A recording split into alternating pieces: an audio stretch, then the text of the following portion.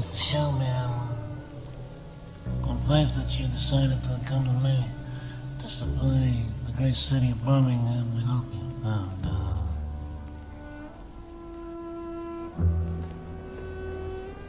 Well, in this case, I must say no to you, Mr. Showman. You see, I understand that in small aid you have professional involvement in office hours. But this is very unfortunate for you, since Office Hours has tricked me many times in the past. And to be tricked again will be horrible for me. For which you will be held responsible, you understand that? And what if someone else handled it? Like his fucking brother Arthur. The streets called him Aaron the Brain, not for any book smarts, but for the way he could outthink a war room of feds, wise guys, and Wall Street grifters all at once. He wasn't built like a muscle, didn't dress like a Don.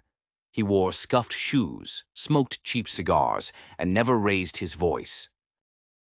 Aaron ran numbers and quiet cleanups for the Mancuso Syndicate out of Flatbush, a crew of psychos, pillheads, and Vietnam leftovers, but he kept 'em all spinning like plates.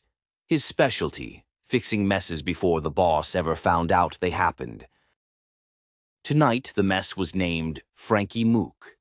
Frankie was a low-tier runner with a big mouth and a side hustle in pills the family didn't approve of. Word was, he'd been talking to the DEA, flapping his gums at a bar in Red Hook, drunk on his own paranoia. Mancuso didn't give an order. He just looked at Aaron. Aaron lit a cigar and nodded once.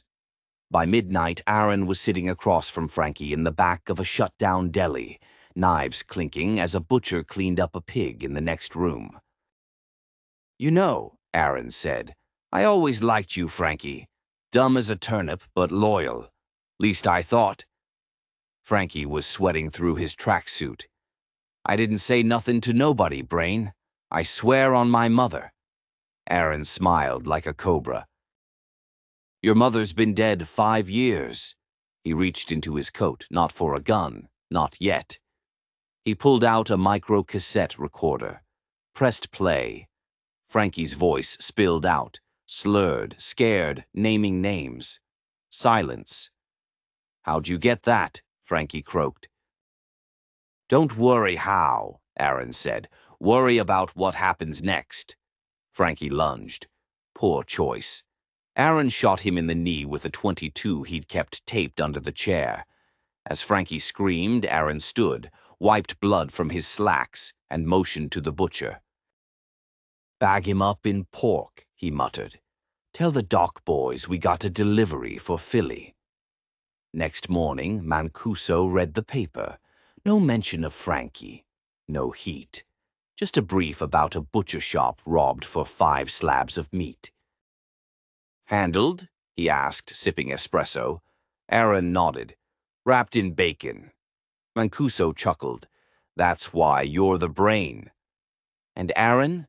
He just lit another cheap cigar and watched the city burn slowly, one fool at a time. To hear more stories like this, be sure to like and subscribe. Thanks for tuning in.